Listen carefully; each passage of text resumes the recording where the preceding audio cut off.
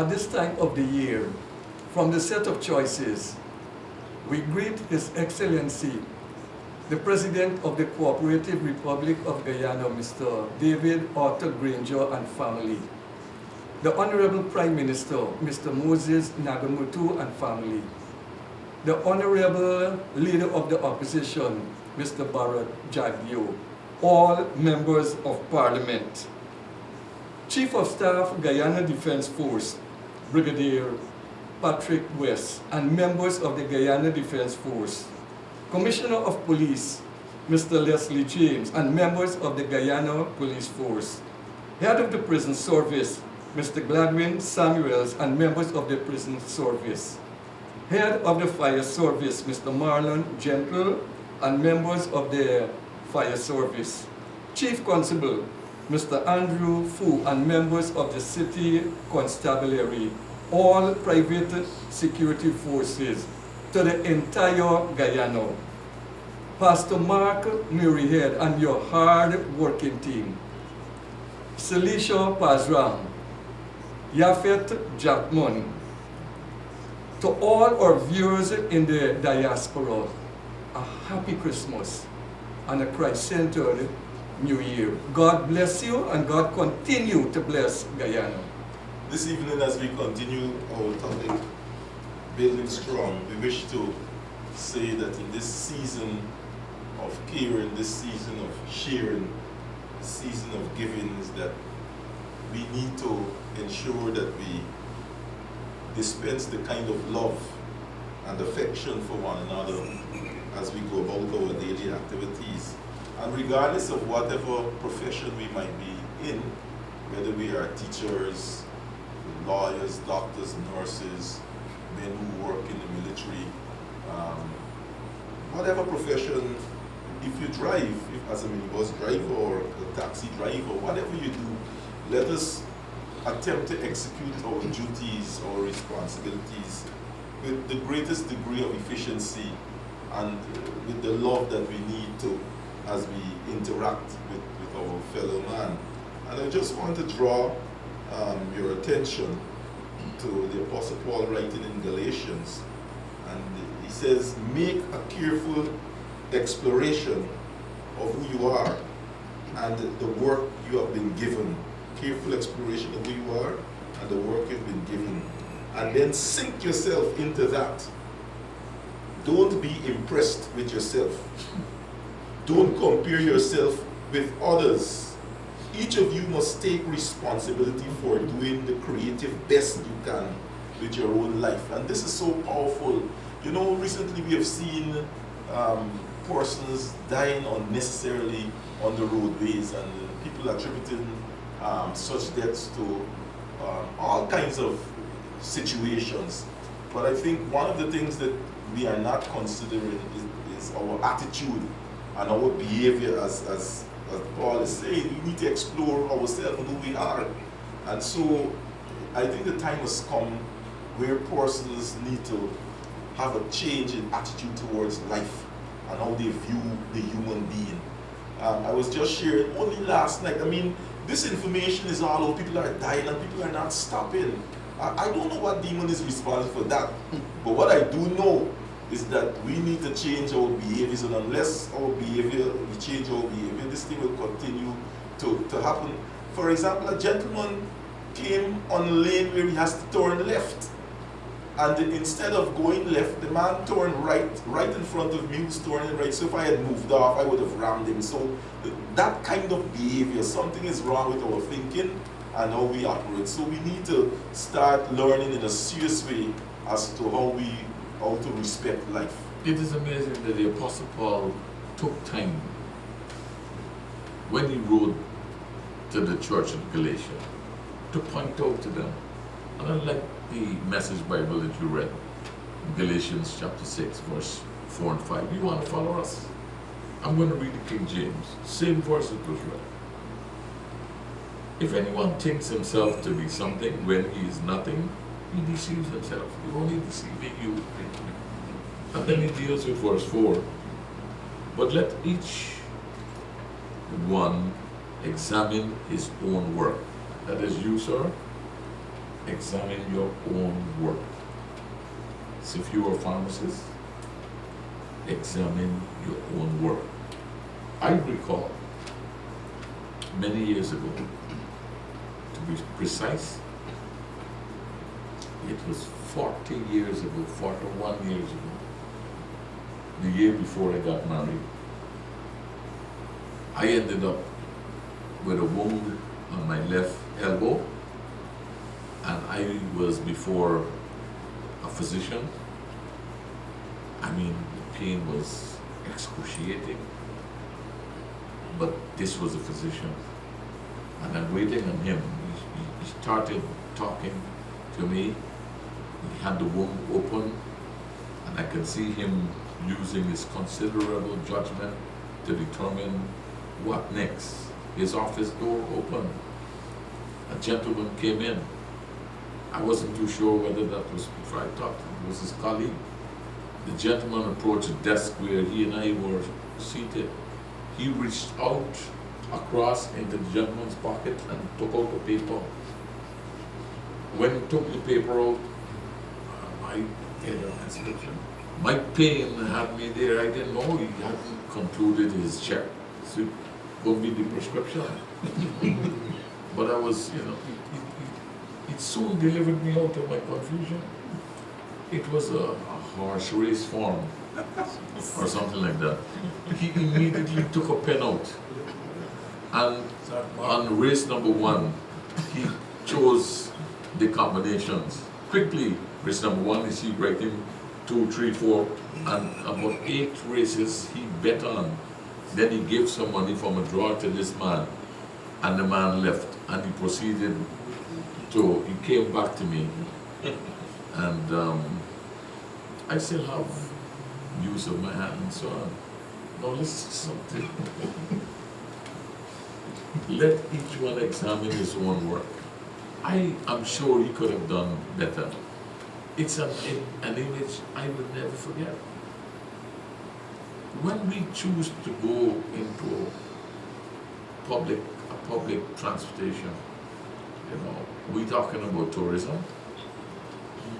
If we are boosting tourism in our country, the way how we are driving our vehicles, people who are driving vehicles, whether it's trucks or minibuses, soon our visitors will not have any confidence in those who drive these vehicles.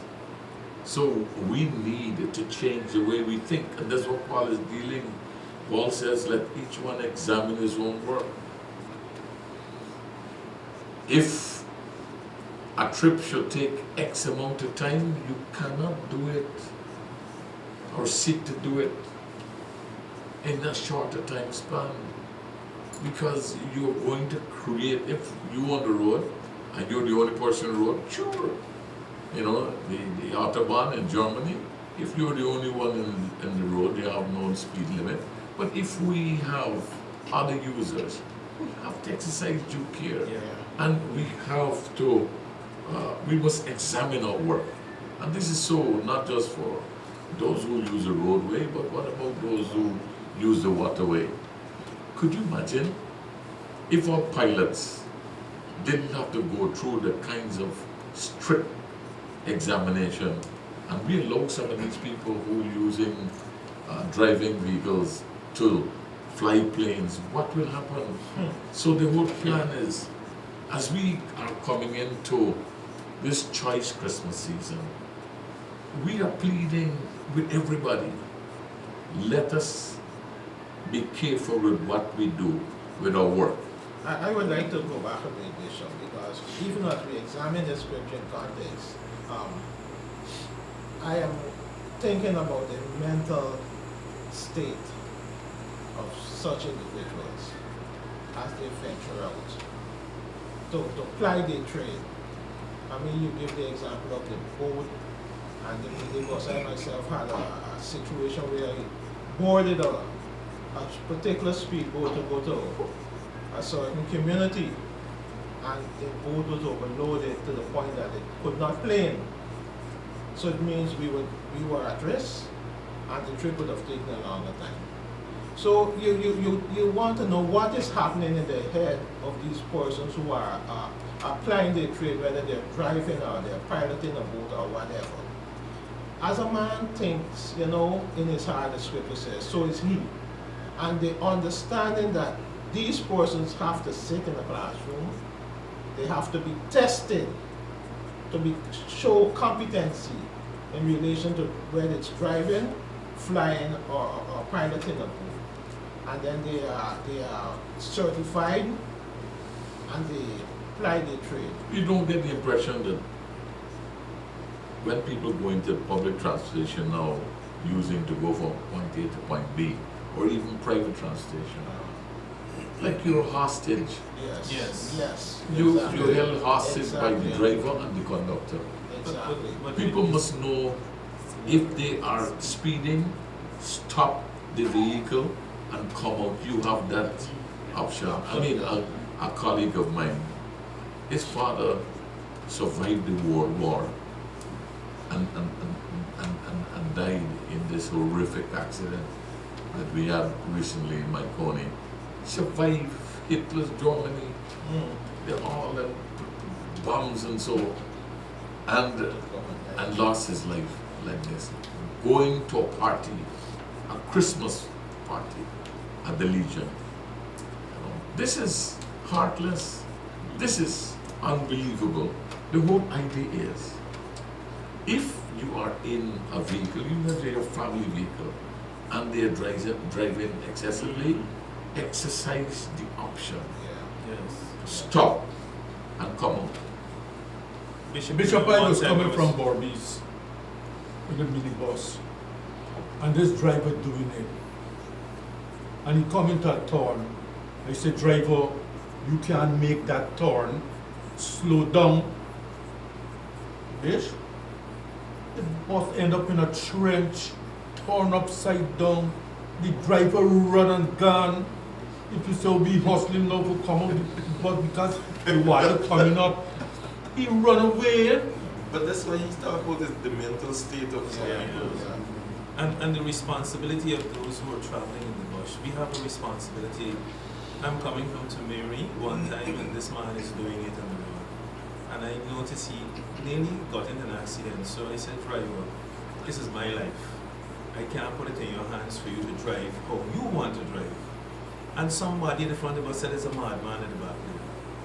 That's a madman because I'm not supposed to say that. When we reached the park, he slowed down. When we reached the park, a young lady came out and says, I didn't want to tell you so to say something and tell you when you're dead. Yeah, we, That's a part of it. When we were involved in these things, or we put our lives in the hands of people that are moving us around, and we get quiet. I mean, I can't understand a bus flying down the road and nobody in the bus would remember that speed kills. But some And some say persons something in the about bus, in those buses enjoy it. Yes, yes, Because they applaud the drivers Yeah. You're right, and the Dr. Lily. minibuses, and then sometimes you notice when those buses pass, people are using alcoholic beverage, including the drivers in those buses. So we are in a state now where not only the drivers, but commuters are part and parcel of the problem. So we need a whole attitudinal change to this whole problem. You know, I heard the Commissioner of Police was making the point, and he was saying that the laws are adequate, the fines are adequate, the punishments are adequate, but we need attitudinal changes in order to bring some sanity to the question. So, doctor, how could we help with that? but that's why we have this program, because we have suspended our usual program. Because this senseless use of the road, is there no end in sight to this? And so we're making a contribution here. We are appealing that to drivers, not just minibus drivers. You are in a special category, I must admit. When I see you guys, I yield. You are in a special category. And then, therefore you deserve special attention. And in a reasonable society, the law will treat with you differently. because of the mayhem that you may be responsible for. This is not ordinary. The bus in itself is not the problem. Who is the pilot? Who is the driver? We have to change the way we think. How could you sit and you're working hard, while saying make a careful exploration of who you are and the work that you have been given. Make a careful examination of it, and then sink yourself, morph yourself into that. Be the best you can be. That when folk know they catch your vehicle, they're safe, because you will not take unnecessary risks with with their life, with their limb. I mean, the imagery of yesterday is haunting my mind to think that we have lost not just 1, 2, 3, 4, 5 again, and tomorrow we are going to go and do the same thing again. Once I was very careful. I was going to Linden. Again, this is another long time ago, 40-something years. And I was coached, don't go into this Datsun, don't go into that vehicle. And you know, I heard names looking there, telling me who I should look for. And there was a man who drove up with a hole in. He looked like a big man, and I joined his hole in, sat in the front seat with him. He took 4 of us, and I thought, this is decent. When we got in the highway, the rain came down. I noticed the guy was driving with his left hand all the time, you know. And when the rain came down, I wondered why he wasn't putting on the wiper. And it dawned on me that the wiper got stuck. That's when I discovered something else. The man had the right hand was an artificial limb. Wow. And in order for him to free that wiper, he had to put this hand. No, I want to know why he was doing that. Then I discovered the gentleman had an artificial limb. Now here, when you have those kinds of disabilities, you have to be especially equipped to be able to be involved in that kind of public transportation. We got to where we were going safely. I put his bus and his vehicle on the list of not to do again. Okay. This was amazing. We have to come to a place where, you know, you look at the pilot, you're traveling in these planes, every time the plane stops,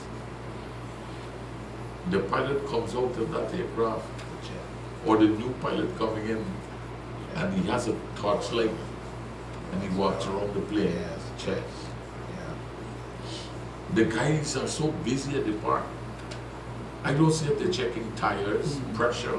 I don't. They're busy trying to get another passenger, and they could make money with 2 trips a day. They need to make 6, and therefore they are faster than the bullet train in Japan. What are we doing? And then we sit back and lament. Oh, look what happened again. This is too stressful for us as a nation to be going through these shocks. Too stressful. What we need to do is ensure that we give those people, we license people who have a mindset to take care, due care of their skill, of their responsibility. If you know your child's teacher is a drunkard, you will send your child to that school. No. If you know the church that you go to, the pastor slides down the altar every Sunday morning, drunk as a fish, you would go listen to any wisdom coming from him. What kind of wisdom he can give you? We are putting hazard in our lives. Bishop, I think we talked about check-in earlier. I think part of the solution is paying attention to the traffic laws and observing them every single day of our lives. I want to give an example. I have always thought that Cummings and Charlotte Street, the Cummings Street is the right of way. So one day I was traveling, the signs weren't hoisted as yet, but I was traveling north on Cummings Street, and a motorcycle was traveling east on Charlotte Street. So I saw the guy, I just took the brakes and I went, but he had to actually brakes up because it could have caused an accident. But before I meet Regent Street, this guy turned back and he started to vent his feelings with some very colorful words. I turned on Regent Street, drive straight to Camp Street, and this man just pestering me like this. He was upset. Now, I said, let me just go back. I turned on Camp Street and I came right back to Cummings Street. True to form, the sign was on the road. It was a little faded, but the stop sign was right there. I failed to observe that and could have caused a serious accident. So we need to pay attention to the traffic laws, to the signs, and observe them. Not because no vehicle is coming, you should not stop. Those are some basic things we need to do. Another day I was traveling on going to Country Center. What's that road? Home stretch. I think about 60 kilometers per hour, and I was driving, and I noticed the police came up with a gun, stopped me. So I wonder why. Man said, you know what is the speed limit here? I couldn't say what it was. It's an inviting drive. It was right there. When I went back, it's 50 kilometers. Yeah. So I was over the speed limit, but wasn't fast, but still. So we need They're to gonna make up their minds if you're over the speed limit. Alright, you're cruising. You're over the line. That's impossible. Yeah. You want to do a Lewis Hamilton. You're over the speed limit. So we really need to observe, and I think that will alleviate, because if there is an event, an accident or something, you can actually try your best to bring that vehicle to a halt. But when you're going with those excessive speed, it's death. I'm doing 30 kilometers. Listen, it looks innocent. It's true. I am approaching a school. I have my son in the back seat, and I'm watching these children. There are 4 boys walking on the pave, and I get the impression these boys want to cross in a dramatic fashion. So I am defensive. I'm defensive. I'm watching them, watching the road. The first one, from his body language, leaning, I can tell this child is going to run across. He moves. The blinding speed. Only a little boy can produce such a pickup. And then the second one moves. And the third one, I have them covered. The last one, I thought he wasn't going to run. I had the tree covered, I can see them. And as I'm just moving off, I've reduced the speed. That's when the fourth one decided he is going to make a break for it now. Straight into the vehicle. Wow. If I was going faster, he would have been dead. The guy was, when he ran into the vehicle, bubbling on top of the bonnet like that, and then he disappeared. I heard my son say, you are going to, little boy at the back, you're going to get locked up there. And people stood there, watched. They saw what was happening. I picked him up, took him to his mother. Then we took him, mother said, this boy was running on the road. Took him to the hospital, made sure that he was taken care of. That's the Republic Hospital. The next day, went back, picked him up again. I can see that, that thing happened so long ago. I live with that. It plays in my head. He wasn't injured in any way. He had some bruises, but the guy, I was hoping that he'd become some kind of sprinter. The last minute, he decided to move across that road. If we are not careful, and I think this is what Paul is saying, make a careful exploration of who you are and the work you have been given. Take pride in your work. This is his admonition. Take pride in what you do. Please, this is an appeal. That if you are a shop attendant, if you are a politician, a preacher, be careful with the rules of hermeneutics before you mount that sacred desk. Ensure that you refresh yourself. A medical doctor, whatever the case might be, the whole idea is, and this is a very powerful reinforcement of Galatians 6 and 4 and 5, that as human beings, we have a duty to take pride in our work. Reverend Semple? What this is actually saying to us is that we should develop the best version of ourselves. Stop settling for less. I think I've heard Bishop with this many times. We live so many times he would have said, we live below the level of privilege. We live below our potential. We should really seek to create the best me. I must create the best me. You must create the best you.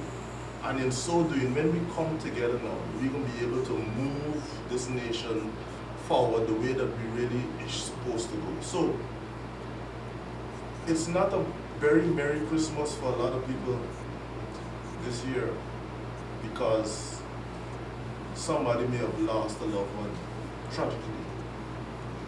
But still, from the set of choices, we want to say to you,